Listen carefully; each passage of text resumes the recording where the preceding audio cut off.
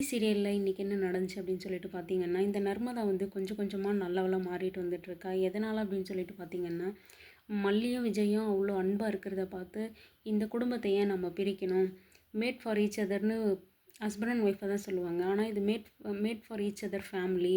வெண்பாம், மல்லி, விஜய் வந்து எவ்வளோ ஒற்றுமையாக இருக்காங்க, எவ்வளோ அன்பாக இருக்காங்க, அதை பார்க்குறதுக்கே எவ்வளோ அழகாக இருக்குது. இந்த குடும்பத்தை ஏன் நம்ம கெடுக்கணும் அப்படின்னு சொல்லிட்டு இந்த நர்மதா வந்து மனசு மாறிடுறாங்க. ஆனால் இதை வந்து ஆதவன் கிட்ட சொன்னால் ஆதவன் வந்து உன்னை போட்டு தொல்லையாவது நான் இந்த வேலையை நான் முடிப்பேன் அப்படின்னு சொல்லிட்டு நர்மதாவே மிரட்டிட்ருக்காங்க. ஏன் இவர் கண்ணுக்கு ஏன் அந்த அன்பு பாசம்லாம் தெரியலன்னு தெரியல. நர்மதா ஒரு வழியாக மனசு மாறிட்டாங்க. இவங்க எப்படியாவது பேசி ஆதவனை மாற்றுவாங்கன்னு சொல்லி பார்த்தா அதுதான் இல்லை. ஆதவன் வந்து உன்னை ஏதாவது பண்ணியாவது கூட நான் இந்த பிளானை வந்து முடிப்பேன், இந்த வேலையை நான் முடிப்பேன் அப்படின்னு சொல்லிட்டு இருக்காங்க. ஏன்னா நம்ம அட்வான்ஸ் வாங்கிட்டோம், நம்ம காசு வாங்கிட்டோம் அப்படின்னு சொல்லிட்டு பேசிகிட்டு இருக்காரு. அதுக்காக என்ன பிளான் போட்டிருக்காருன்னு பார்த்தீங்கன்னா, ஒய்ஃபுன்னு கூட பார்க்காம ஒய்ஃபவே மயக்கம் மருந்து கொடுத்து ரூமில் படுக்க வச்சுட்டு உன் மூலமாக தான் நான் வெண்பாவே கடத்த போகிறேன் அப்படின்னு சொல்லிட்டு பிளான் போட்டுட்ருக்காரு. அதே மாதிரி ரூமில் வந்து தூங்க வச்சுட்டு இவர் போயிட்டுருக்காரு, வெளியே போயிருக்காரு.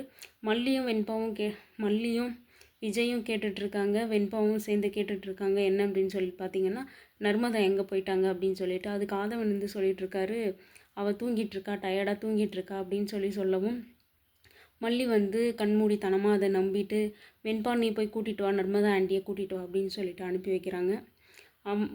வெண்பாவும் இருந்துட்டு நான் போய் கூட்டிகிட்டு வரேம்மா அப்படின்னு சொல்லிட்டு டாடாக்கிட்டையும் சொல்லிவிட்டு கிளம்பிட்டுருக்காரு. ஆதவன் வந்து இந்த சான்ஸை மிஸ் பண்ணவே கூடாது அப்படின்னு சொல்லிட்டு, நாங்கள் போய் நர்மதாவுக்கு சர்ப்ரைஸ் பண்ணி கூட்டிகிட்டு வரோம் அப்படின்னு சொல்லிட்டு வெண்பா கூட போயிட்டுருக்காரு.